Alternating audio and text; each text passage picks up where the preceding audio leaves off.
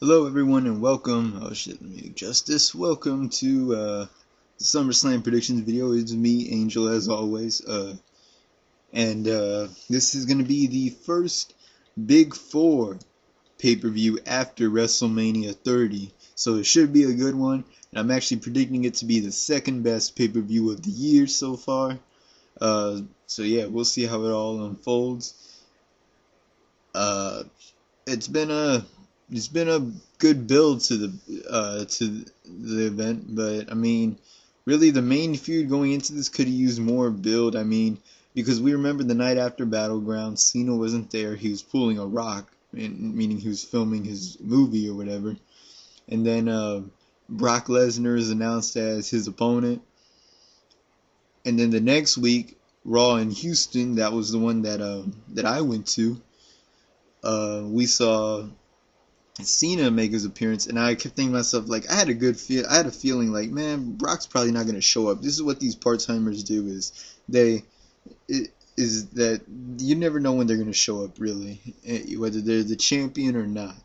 But yeah, Brock Lesnar wasn't there, so Cena just had an impromptu match with Cesaro and won that one.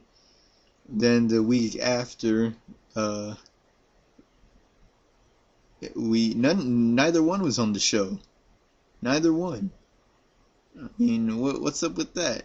And now we come this past week, the Hogan celebration episode, birthday celebration, and both show up. But nowhere in this build did one attack another. Nowhere was there a brawl or anything. I've hardly been keeping up with SmackDown, so I don't think they showed up on SmackDown, but I doubt that they did. I think really SmackDown is focusing on the Wyatt and Jericho feud and a little bit of Orton and Reigns. My voice kind of cracked there. Orton and Reigns. But yeah, because I've seen Jericho like main event SmackDown against like Eric Rowan, I think. And I think one of them was against Luke Harper, or was that on Raw? Not main eventing, but he had a match against Luke Harper. It might have been on Raw, I don't know, but I don't think either Cena or Lesnar was on SmackDown recently. Which is crazy because you see, Cena has, up until like 2013, he would only make like, up until 2013 and after 2005, he would only make like one or two appearances on SmackDown during a year, and because you see, in 2013 he won the World Heavyweight Championship from Del Rio, which is a SmackDown exclusive title. Even though the World Heavyweight Champion would still appear on Raw and SmackDown. Meanwhile, the WWE Champion just stays on Raw, which I don't really get, you know. But then again, it's good that they don't do the draft anymore. It's pointless seeing that everybody's everywhere. But yeah. So because he was the world champion, he would appear on SmackDown, and then the titles unify, and you know he's appearing on SmackDown and Raw. The titles are appearing on SmackDown and Raw, but now in this feud, I think the titles are only appearing on Raw. Then again, I guess that's because Lesnar doesn't want to show up on SmackDown. I mean, it's been ever since 2004 that he showed up on SmackDown when he stole Stone Cold's ATV. And Stone Cold got it back from him. Ever since that, the week before WrestleMania 20, that's the last time Lesnar was ever on SmackDown. But anyway, by the way, last week they were plugging the hell out of the WWE Network, and I just want to tell you that you can watch SummerSlam this weekend for only $9.99. Isn't that awesome? $9.99, man. That is the best deal you're gonna get. So yeah, plug that network, Triple H and even Michael Cole. But yeah, so we're gonna watch that for $9.99 and 27th annual SummerSlam. Let's get to it. I don't want to waste your time anymore, so let's go ahead and get to this. Okay, to kick off the card, I say we have the match between The Miz and Dolph Ziggler for the Intercontinental Championship.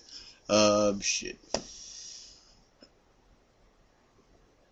I honestly want Ziggler to win this. You know, at Battleground, I thought he was gonna win because I didn't even see. I thought the Miz was eliminated. I didn't even think he was still in it. And so when the Miz eliminated Sheamus, I mean when Ziggler eliminated Sheamus, I was like, yes, he won. And then I saw Miz throw him out, and I'm like, ah man, I want Miz to win, I really do, but I think, I mean, I want Ziggler to win. Oh man, their last Ziggler and Miz, that kind of sound alike. I want Ziggler to win, and I hope he does, but I think it's going to be The Miz, unfortunately. For me, that is. Unfortunately for me. So I'm going to go ahead and say, predict The Miz wins that. Then, next I say we got Jack Swagger going up against Rusev in a flag match. Oh, man. I was honestly thinking Jack Swagger was going to win at Battleground, but he lost via countout, if I'm correct. Shit. I don't know who has more momentum. I mean, really, they're making Rusev seem completely unstoppable. I think I'm going to go ahead and predict Rusev on this one. I think Rusev is probably going to come out on top and defeat Jack Swagger. So we'll go ahead and pick him. Let's see. Next we've got... next we have AJ Lee putting the Divas Championship on the line against Paige. So of course Paige is a heel ever since the night after Battleground, and I think she's gonna win it back. I think Paige will win it back from AJ. So I'm gonna go ahead and pick Paige on that one. Then next we have Dean Ambrose versus Seth Rollins in a lumberjack match. Okay, so this match didn't go down at Battleground. Instead, it was a complete brawl. So I guess they want to save it for this one. Well, I think Dean Ambrose is gonna win this one, to be honest. I mean, and it wouldn't hurt Seth Rollins. I mean, he's the Money in the Bank winner anyway, so it wouldn't hurt him. So I think I'm gonna go ahead and pick Dean Ambrose for SummerSlam. And then, next we've got Bray Wyatt versus Chris Jericho, and Eric Rowan and Luke Harper are banned from ringside. Okay, so Jericho defeated Wyatt at Battleground, but and I thought Wyatt was gonna win that one, but I guess they want to save it for the Big Four pay-per-view to make Wyatt go over, which is good. They had a really good match at Battleground, or at least I thought they did.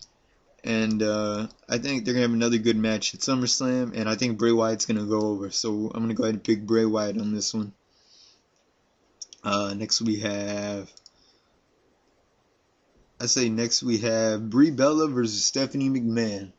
So of course Stephanie has charges pressed against her for assault and battery that night in Miami when she hit Brie Bella. And she gets arrested, and she asks Brie to drop the charges, and Brie says she will. She gets her job back, and she wants a match at SummerSlam against Stephanie. And I was there for that announcement of that match in Houston. And so yeah, and then last week was the contract signing in which Steph pedigreed both Bella twins. And then this week on Raw, they did a little segment. I guess Raw is Springer, Jerry Springer apparently, because they had Megan Miller, who's like a developmental diva, and I guess she recently signed with NXT. They had her come out and act as Daniel Bryan's. They cut it off for some reason. I don't know why in the hell it cut off, but yeah, they had Megan Miller come out on Raw and was acting as Daniel Bryan's physical therapist in his road to recovery. And what they had was they had her say that she had an affair with Daniel Bryan. And and then, of course, Brie Bella comes out and starts arguing with Megan. And Stephanie says, "Oh, hey, Megan, what was it that you said after each one of those, after each of those sessions with Bryan? What was it that you were saying?" And then Stephanie basically repeated what Triple H makes her say in the bedroom. You already know what that is, so yeah. So yeah, Stephanie, thank you for letting us all know what Triple H does to you in the bedroom, what he makes you say. Uh, I don't know, but yeah. Then Bree slaps Megan and then attacks Stephanie, puts her in the yes lock, and then Stephanie says, "We're not gonna wait till SummerSlam. We're gonna have the match tonight." And I had a feeling the match wouldn't go down. I mean, I was like, "There's got to be some kind of twist to this." So the twist was the fact that uh they had Megan Miller press charges against Brie Bella, and that she was gonna and Brie Bella was being arrested. So yeah, that's that storyline um, going into SummerSlam right there. And it makes sense. I mean Stephanie gets arrested for slapping Brie because I mean she is employed and then but Brie was unemployed at that time. And now, we've got Brie hitting Megan Miller, who is unemployed by WWE apparently, even though it looks like Megan Miller is going to take the Alicia Fox way into the WWE, if you remember that storyline with Edge and Vicky. But, oh man, I mean, honestly, Brie Bella isn't really somebody that I would see Stephanie McMahon going up against. In a feud because I mean it seems like they wanted it seems like this is like another Austin McMahon kind of thing, Austin and Vince. uh but I mean there are other divas that I could think of that could step up to Stephanie in a match, like AJ, Paige, even Natalia. But it is what it is, and I'm pretty sure Brie Bella is gonna win this. I'm pretty sure she is. So yeah, we'll pick Brie Bella. Next, we've got Randy Orton going up against Roman Reigns. So remember, Randy Orton was originally announced before Brock Lesnar, and he got attacked by Reigns, causing him to lose his opportunity. And Reigns, I kind of like what he said on that mic that the night when they were plugging the hell out of the network. When they kept on saying for only $9.99, for just $9.99, and Reigns just comes down and he's all like, how about I come down there and I kick your ass for free? I was like, oh damn, all right, we're still plugging everything here. That's good. That's good. Let's go along with it. But who will win this one? I think Roman Reigns is gonna go over on this one. We'll see Reigns come out on top, and then we've got the main event. This should be a good one. John Cena versus Brock Lesnar. For the WWE World Heavyweight Championship. Okay. Only thing is, do not make it like Extreme Rules 2012. I mean, yes, yeah, I'm not saying don't have Brock beat the hell out of Cena. I mean, you can make that happen again, but just make it happen in like little sequences throughout the match. Because I mean, it seemed like Brock was just beating the hell out of Cena throughout that whole match, and Cena never got a lot of offense in for like most of the match, and then all of a sudden he hits Brock with the chain towards the end of the match, and all of a sudden gets the momentum his way. F you, wins it. I mean, make it more back and forth. Who do I think is gonna win? Not only do I think he's gonna win, but I think he should win. It's Brock Lesnar. I'm gonna predict Brock Lesnar. And I know you're saying, you're all like, Angel, don't you have something against the part-timers? I'm like, well, yeah. I mean, kinda, sorta, but not really exactly. Because you see, the thing is that I was kind of upset about the streak ending to Brock Lesnar, and it seemed kind of pointless. But I think Lesnar should win this, because otherwise, if he doesn't win, you're making the end of the streak seem really, really pointless. I mean, you had this guy make history, end the streak, and now he's not, so he can get this title push, and now he's not even gonna win the title. So I think it's good that Brock Lesnar should win, and I think he will win. Um,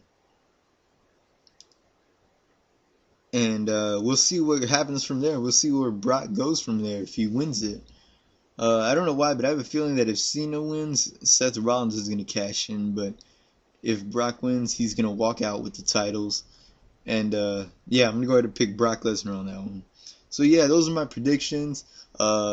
Like, comment, tell me what you think. Tell me if you think one of my predictions is off. Who do you think is gonna win? But yeah, this is Angel signing out. Good night, guys.